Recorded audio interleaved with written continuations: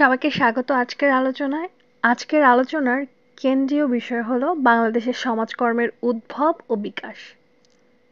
সমাজকর্ম কিভাবে এই দেশে শুরু হয়েছে এবং কিভাবে তার সমাজের উন্নয়নে ভূমিকা রেখে এসেছে সেটাই আজ আমরা জানব।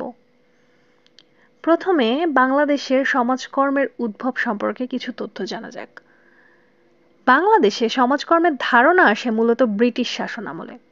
ব্রিটিশ শাসনামলে কিছু বিদেশি সংগঠন ও মিশনারি প্রতিষ্ঠা সমাজে অবহেলিত মানুষদের নিয়ে কাজ করতেন। পরবর্তীতে পাকিস্তান আমলেও এই কার্যক্রম কিছুটা বিস্তৃত হয়, কিন্তু স্বাধীনতার পর বাংলাদেশের সমাজকর্মের গুরুত্ব আরও বৃদ্ধি পায়।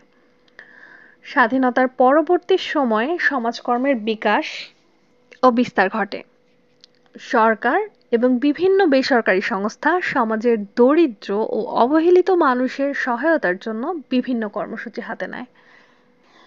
সেই সময়ে ক্ষুধা, দারিদ্র্য এবং পুনর্বাসনের কর্মসূচি মাধ্যমে মানুষের জীবনমান উন্নয়নে সমাজকর্মীরা কাজ শুরু করেন।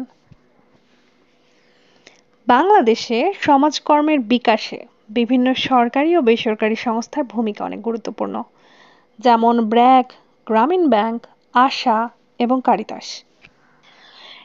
এই সংস্থাগুলো শিক্ষা, স্বাস্থ্য, দারিদ্র্য বিমোচন এবং মহিলাদের ক্ষমতায়ন নিয়ে কাজ করে।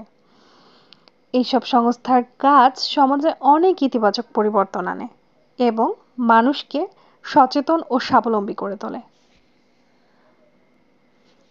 এবার আসা যাক বাংলাদেশের সমাজকর্মের আধুনিক চ্যালেঞ্জ ও উন্নয়নে।